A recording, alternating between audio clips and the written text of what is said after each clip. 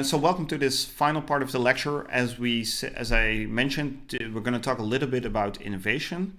Innovation in information technology and information systems is a whole field in itself, so we're not going to explore it in too much detail, but we're going to touch upon some key points that are relevant for organizations when we talk about gaining a competitive advantage. Because gaining that competitive advantage, it's easy to identify it in hindsight, but it's hard for companies to identify where these opportunities lie. Where could you change your competitive advantage? Where you change your revenue model? Which opportunities are there to revise your value chain? So a key part in that is innovation. It's identifying opportunities that are enabled by technology, by new business models, and bringing them into your organization and building on them and fitting them within your strategy. And that's hard because I will show you this brief clip about mobile phone in the Netherlands as it was perceived by the audience in 1998.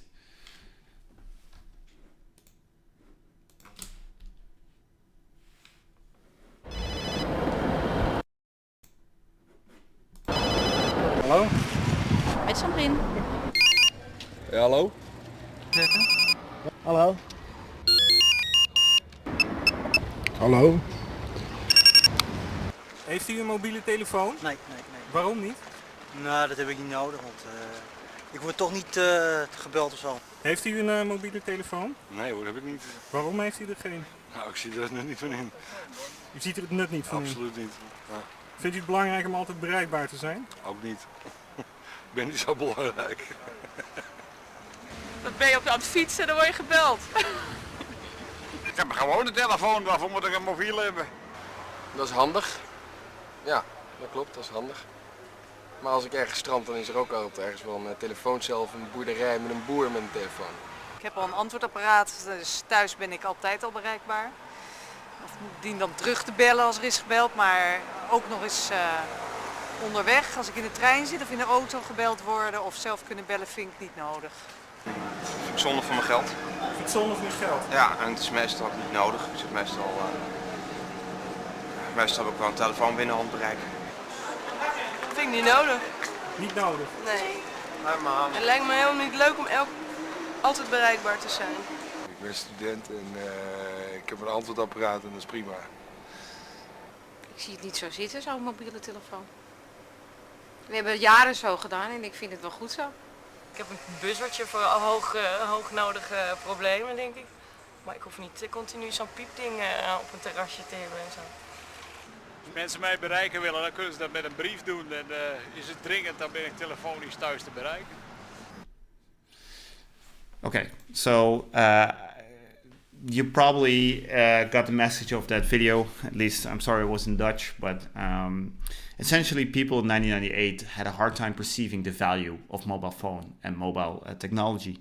And especially in the end, the guy says, well, if people need to reach me, really, they can write a letter.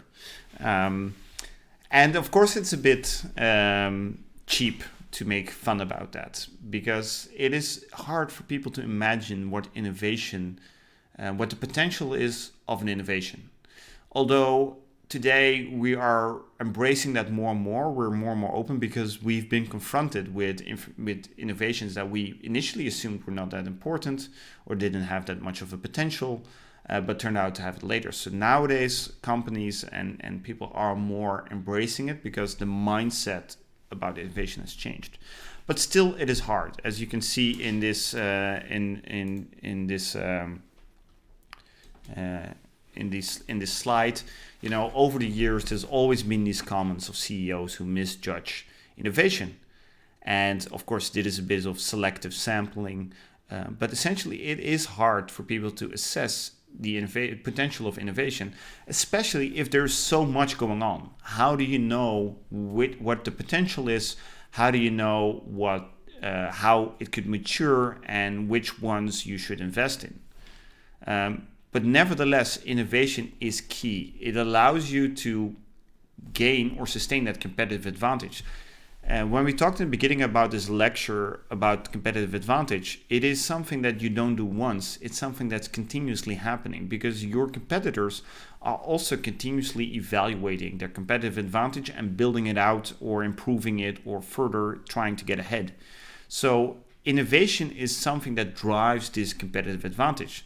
That doesn't have to mean that innovation is always a technical development or an IT development or some technical artifact. It could be also innovation in terms of service delivery or your strategy or your business processes. So in innovation, in the general sense, it is something that you need as an organization to evaluate yourself, to identify new opportunities to further develop your existing competitive advantage or find new ways to gain a new competitive advantage. So it could be creating new products or services, or it could be improving, changing certain aspects within your organization because of new products and services. And a specific part of innovation is called disruptive innovation. So it is a completely new or different technology that gives you access to a new customer segment or greater benefits. So where existing or sustained innovation is something that further develops the path you were already on. For example, increasing the market share of within the market you're already operating in, or reducing the costs even further, or improving the quality of your product even further. Those innovations are sustained innovations. Disruptive innovation is something that allows you as an organization to change the market or to change yourself into a different market. So those radical innovations or disruptive innovations are key fundamental changes that disrupt the market, that change the power balance within the market, and is one of the big elements that act on that 5 forces model of Porter. A disruptive innovation can create a substitute service that will disrupt or even make an existing market obsolete. And the corona outbreak is actually a catalyst for such innovations. I already talked about this food truck approach, and I'm sure within your local environment, you can think of many businesses that are redeveloping their strategy, that we are developing their products and services, some using the technology to do that. An example is the famous cycle round of Flanders, the Ronde van Vlaanderen. And of course, this year, the Ronde van Vlaanderen couldn't happen. But what some of the cyclists, the tour cyclists did is use a computer program that simulates bike rides, put a bike on an exercise, made it into an exercise bike, used fans, and actually the computer program simulated the same conditions as the road. If the road was steeper, it became harder to bike. Was even some influence of wind. So working together with the company that made that software, a few cyclists rode a virtual bike race. So I don't think that will replace cycling for real, at least, not in the short term at least. But it does show you that such a disruptive event as Corona can really be a catalyst for innovation. Another example, a different example, is this one, where hotels, of course, having less bookings now, saw this opportunity because people were looking for places to work. At home, a lot of people who are working have kids running around, it's not a quiet place, you can't go to the office. So the hotel said, well, wait a minute, we have a lot of rooms available now. So they made their hotel rooms into office spaces and actually marketed as child-free office spaces. And you could even, it was perfect because they had the Wi-Fi, they could even deliver coffee to your room, you had a place to work, shower, and all these other facilities. So that is a transformation where it allows these organizations to transform into a different market. And again, using a website to book these things. So they had to change a little bit their information systems to enable this kind of bookings and to market it. But they used their core principles, or used the opportunity of this disruption, and then entered into a new market. So how do these innovations, and when we talk about these technologies that drive innovations, actually develop? So how do you, as a company and organization, identify, once you see an opportunity in the market, which technologies you could build on? And can you see them coming? Well, there is this quite famous model called the Gartner hype cycle that shows how technologies develop. Again, innovations are not per se the same thing as technologies, but technologies can drive innovation. And so what the Gartner hype cycle does is look at innovation, technological innovations and developments, and places them along this curve. And they publish that every year. So it starts with a technology trigger, a new invention, something that enters the market that has been developed from a university, from research, or by a company that is technologically an artifact in itself. That as soon as that gets picked up, people start imagining the possibilities. What could we do with these kind of innovations? And that leads to the peak of inflated expectations. So a lot of people are talking about it. It's a hype, it's a buzzword. But as time continues, not all those promises will be true and fulfilled. People will start seeing the downside. The uptake is not as high as people expected it to be. There are problems that need to be solved. The potential is not as high as people have assumed. And that leads to the throw of disillusionment. So it's this dip here where people, are a bit disappointed in that technology. It's not as big, the promises are not there. And then after that, you get the slope of enlightenment. People are rediscovering this technology. It gets put into products and services. People are rediscovering its value and understand how to integrate it into a business and revenue model. And that leads to the plateau of productivity where these technologies are stable and become part of daily life. Now, along this path, technologies are going to fall out. So not everything that starts here in the technology trigger will make it to the plateau of productivity. So along this path, things will fall out. So to give you an idea of what it looks like, here you will see this is an older hype cycle. I think this is from 2012, where you see Internet of Things and big data on the rise. So from the technology leading up to the peak of inflated expectations. So it was in 2012 a high expectation of Internet of Things and big data. And you could see those similar things if in 2013, Internet of Things was the hype. It's going to be the one thing, and big data was already returning a bit from this inflation. Skip forward to 2018, you see here on the rise now quantum computing, and Internet of Things have sort of made it here. IoT is still their platform. Big data and so on have now made it to the plateau of productivity, so they've moved on. But if you look at something as recent as 1 or 2 years ago, the quantum computing was very much on the rise. And indeed, in Delft University, for example, there is now a lab on quantum computing, and that was opened by the Dutch king last year.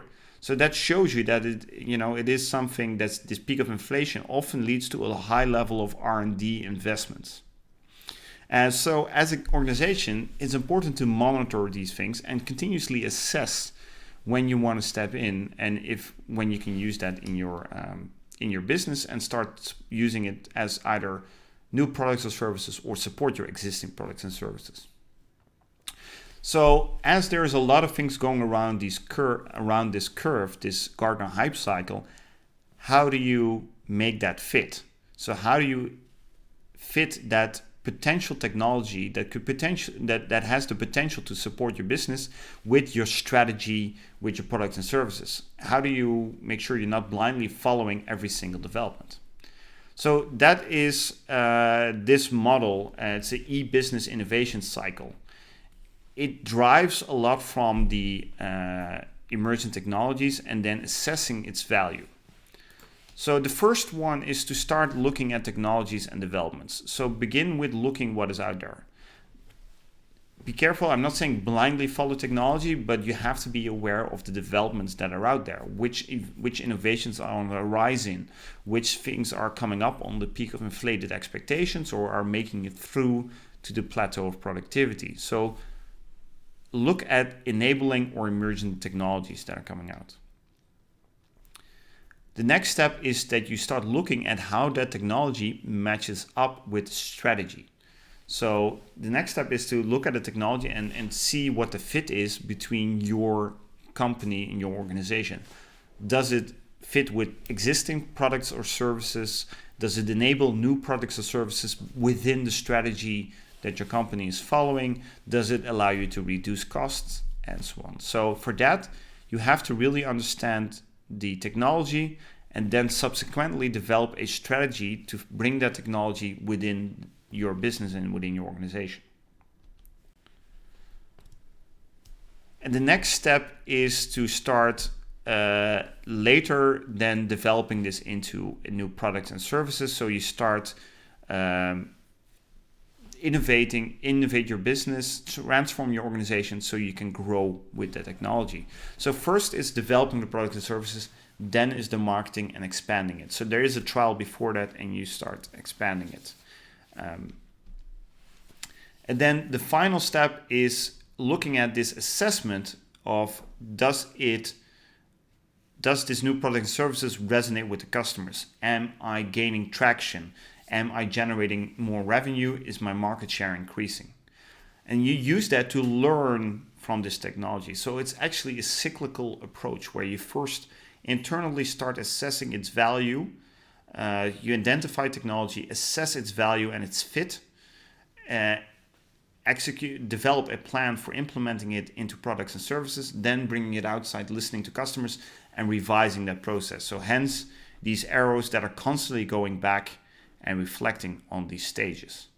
There is another famous model that uses a similar research and development process called a stage gate model, where you go through different stages and every time you decide if you want to continue with further development. So there's a lot of variations on that, but it starts with looking at the technologies, in this case, assessing its value, assessing the fit with your organization, looking at how you can implement it in products and business and services, and evaluating it against the wishes and needs of your customers, or exploring new markets and going back. So and that is something that has to be constantly be happening, looking at the next new thing. So organizations that are rapidly expanding and very successfully growing in this field are organizations that are investing a lot in this innovation. So think about Google, Facebook. They're acquiring a lot of companies because they're constantly evaluating new technologies, their fit, exploring it, either integrating it or outsourcing it. So some new startups even make use of that as part of their business model, where their idea is to develop something radical, new, be picked up by Google, and then hope that they will take it further or be bought out. Silicon Valley is a very nice TV show that shows that kind of development. But as an organization, it requires you to be constantly on the lookout for these technologies and evaluate them, and can't sit back and relax. So finally, how do you evaluate and how do you do that? How do you get that knowledge? Well, one of the ways is working with trends watchers, working with research and development, working with universities to keep an eye on what is happening on the horizon, look at other markets, look at disruptions, look at the news. So you have to keep an eye out and you have to work with experts and trend watchers to constantly evaluate this. And then how do you assess the value of that technology and the fit? Well, you have to do test panels, you have to work with customers, and you could even use crowdfunding, which is a way like Kickstarter, to assess its potential. So Kickstarter and crowdfunding in general are ways where companies or startups show their products and innovations and asking people to invest in it before the products get delivered. So Kickstarter itself, as I mentioned, is a transaction and platform where potential investors and people looking for investors are brought together, but it's also a platform that allows you to assess the potential of your product, because if people are willing to invest in it, it probably has a good potential. I like going on Kickstarter and look for things. So just to conclude, this is from a Kickstarter a few years ago called the Woolip. You can invest a little bit of money in it, and it was designed with the idea that you could take it onto a plane. Again, it's a very plane-focused thematic lecture this time. But you could take it on plane and sleep. So I saw it on Kickstarter. I thought this would be great, so I invested in it. And eventually that product was being developed. So I actually have it here. So this is the eventual product that was developed and delivered. So the idea is to sleep like this on the plane. To be honest, I've never tried it, so it doesn't always work out on Kickstarter. But just to show you that that's a way to work together with your customers and assess its value.